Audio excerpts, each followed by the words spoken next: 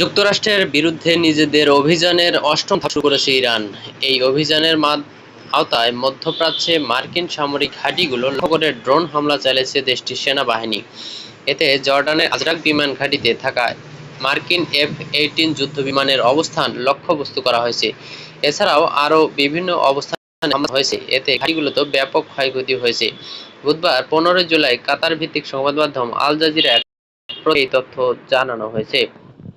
ইরানের রাষ্ট্রীয় সংবাদ মাধ্যম IRIB-তে প্রচারিত এক বিবৃতিতে সেনাবাহিনী জানিয়েছে, বিস্ফোরকবাহী ড্রোনগুলো দ্বিতীয়বারের মতো জর্ডানের আজরাক বিমান ঘাঁটিতে F-18 যুদ্ধবিমান রাখা এলাকা এবং সরঞ্জাম হ্যাঙ্গারগুলোকে লক্ষ্যবস্তু করেছে।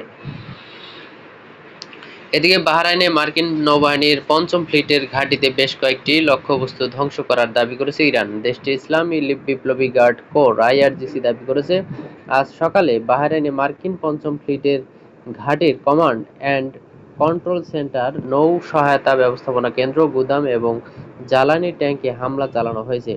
এতে এসব স্থাপনা ব্যাপকভাবে ক্ষতিগ্রস্ত হয়েছে। কুয়েতের প্রতিরক্ষা মন্ত্রণালয় জানিয়েছে, ইরানের ড্রোন হামলার জবাবে দেশটির আকাশ প্রতিরক্ষা ব্যবস্থা সক্রিয় করা হয়েছে। দেশ জুড়ে ড্রোন প্রতিহত করার সময় বিকট শব্দ শোনা যাচ্ছে। IRGC জানিয়েছে, কুয়েতের মিনা আবদুল্লাহ এলাকায় অবস্থিত পশ্চিম এশিয়ায় মার্কিন সামরিক বাহিনীর প্রধান রসদ ও সহায়তা কেন্দ্রে হামলা চালানো হয়েছে।